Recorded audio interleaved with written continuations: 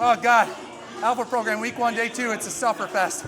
I'm not even done yet, and I'm huffing and puffing.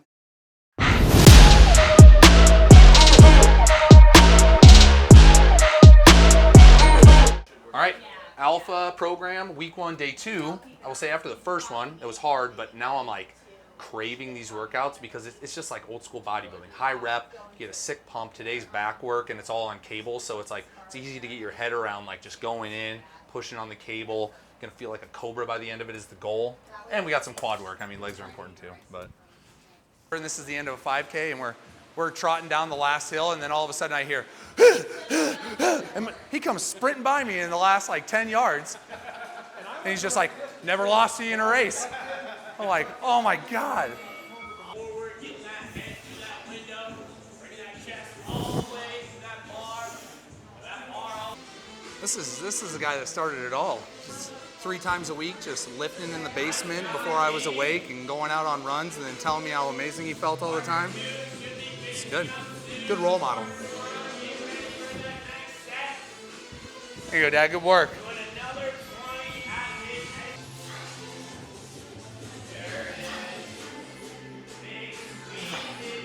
That's the right weight.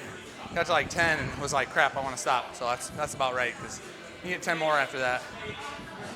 Let's go, Padre. Good job, Don. Out of the way, Cindy. You're a little bit like elevated up here. And when we're trying to do lat pull downs, you kind of think of like, you know, with a pull up, if you want those lats activated, you're trying to draw the elbows down. Yeah. And so if you're doing this, you can kind of draw it down, kind of like you're breaking the bar. Yeah. And then you'll feel, that's when you feel this. Yeah. Yeah. So you probably feel it in shoulder. You'll feel it for sure on this. This exercise makes me cry. This one makes me hurt.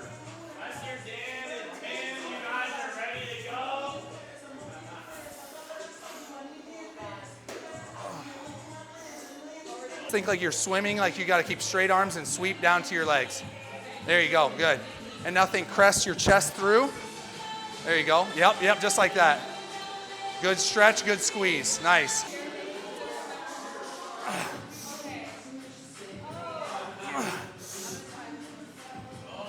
Oh my God. You want that same weight? Or do you want it heavier? Not heavier. Not heavier? Okay. So same weight. Let's be good. Just remember, like, those first 10 reps are just to get to where it burns real hard. And those are the reps that change you. Yep, the last 5. Yeah, that was tough though. You know, a lot of these high rep stuff, you're just doing first 10, 15 reps just to get to the point where you're fatigued enough that it's really like starting to almost like acidically burn the muscle. I know that sounds scary, but it's like that's the signals that tell the muscle to change. And so if you get to that burn point and it starts to hurt and you stop, you just did a whole lot of work and you're gonna get like 0 results. But if you can push through 5, 6, 7 reps where it really hurts, that's when you actually change. And so once you get that mindset, then you can actually grow muscle. Attaway, Padre, let's go!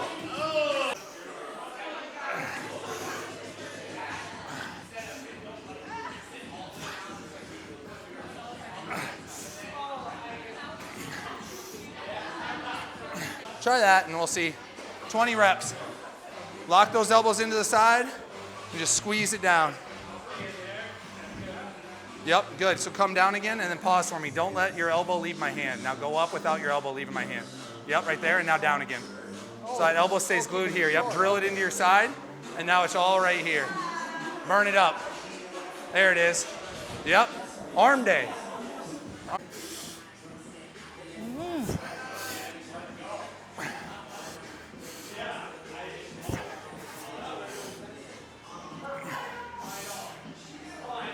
Okay.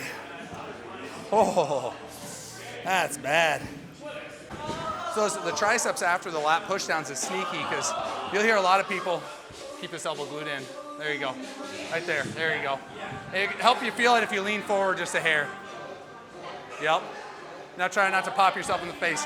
Yeah, triceps are sneaky because after the lat pushdowns, like a lot of people do lat pushdowns, and because your triceps shortening too, you feel a burn in there. And so you actually are getting pre-fatigued even though you're doing your back work.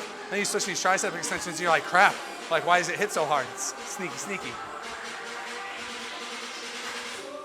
There you go. Finish it off, Dad. Let's go. This is where it's at right there. I had turkey neck up under my arm because it'd be off. Yeah. I was driving down the road, my dog got gobbly neck on my arm. That's sad. The only thing, you just got to grow the arms to fill out that extra skin.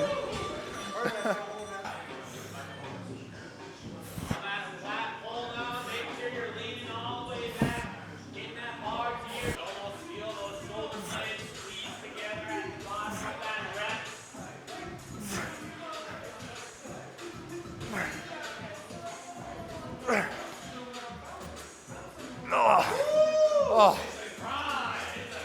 that was gross. You don't even feel your legs when you do it. It's just all biceps and lungs. And then afterwards you feel your legs. You're up. Yep. Oh, that's way harder than the back work. Let's go, Padre.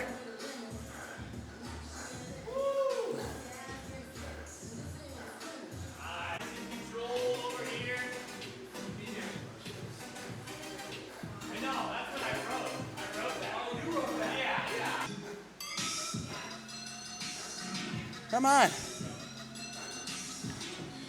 You want to see him? Oh, he's playing dead. I didn't kill him.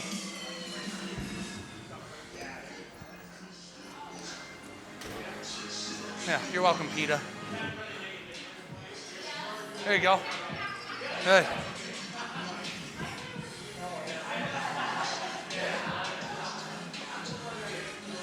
It's crazy, like legs are always cardio in a way because you have so much more muscle mass in your legs that when you work them, especially to a pretty high fatigue level, it just sucks all the oxygen out of your system. So your heart rate gets jacked up trying to pump more oxygen, and it rarely can keep up. The rest times are decent on this, so we'll keep up, but this doesn't, I mean, our legs are getting trained, they'll be sore tomorrow, but it doesn't compare to how much it hurts just your lungs right now. Here you go.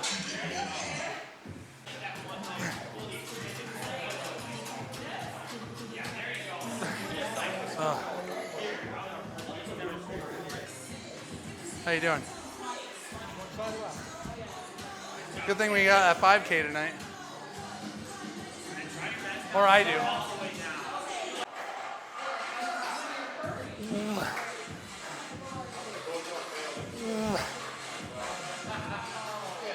Oh, that was gross.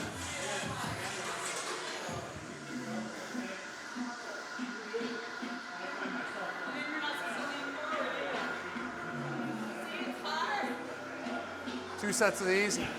I would go body weight if I were you. Yeah. Just. Yep.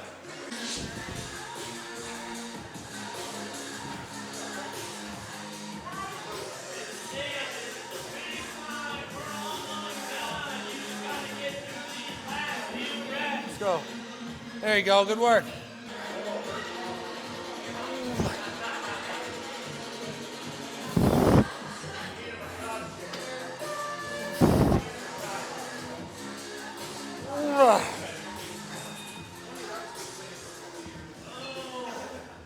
Oh, that sucked. Yeah, in a great way, Sucked. Bring it in. Try thigh on 3. 1, 2, 3. Try thigh!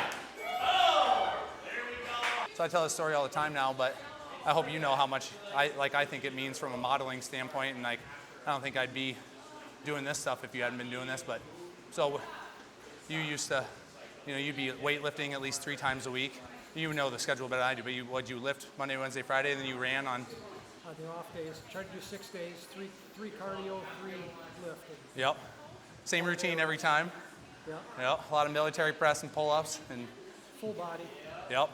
But so he would come out from the basement, and I'd be young, and I'd be like grumbly about school, and I'd be sitting at the table like pouting into my Cheerios, and he'd always come up and he'd be dripping in sweat, and he'd come over, and whether you'd hug us or just yell to us, he'd be like, "Hey guys, guess who it is? It's Cheery Disposition Guy. I've been up since 5. I've been running. I've been lifting, and I feel amazing." And I just remember it was so annoying when I was a kid. But then, like, I look back on that so fondly now because I think, like, you showed that, like, I don't know, you were always modeling for me what like an adult man should do. And so I was like, oh, a good adult man lifts weights. And also it makes him feel awesome. And I think that was ingrained at such like a base level that I never even had to think about it. But Well, thank you, Dick. he knows he's on camera. Yeah, I don't know. And there was some of that was by design. I realized at a young age, and I've realized it now at an older age, that being physically fit ties in with emotionally and mentally and morally fit. It all ties together. Without one, everything else drops. And doing that, I didn't realize it until now at an older age. When I cut one of those things out, I go downhill. So I'm addicted to it for life. But, you know, I was lucky. I had kids. All my kids didn't have to be coached too much.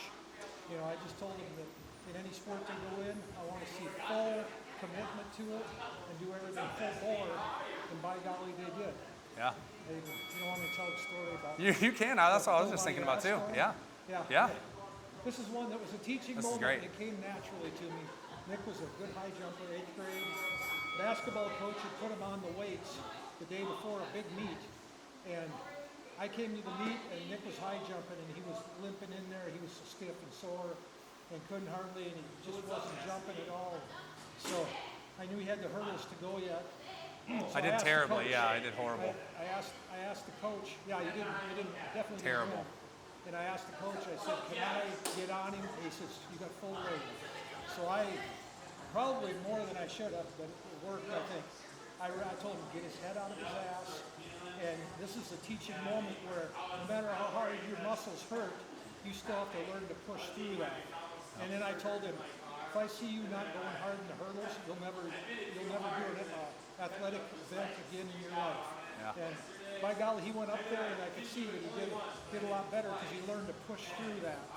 And that's one of the things I think you learn in sports and through lifting and everything is to go through. It makes going through tough stuff mentally and emotionally easier in life. So. Yeah, you scared it into me that day. I remember that, like over the hill at Aledo, took me back where nobody could see, and you just like, never again. And to your credit too, like, you know, like you would be strict on me and you would push me, but like I don't think I can remember a single time where you ever criticized me for performance. It was always effort. When I was young in hockey, everything, you always criticized effort. And as long as the effort was there, I'd never heard a dang thing about whether I lost or like dominated.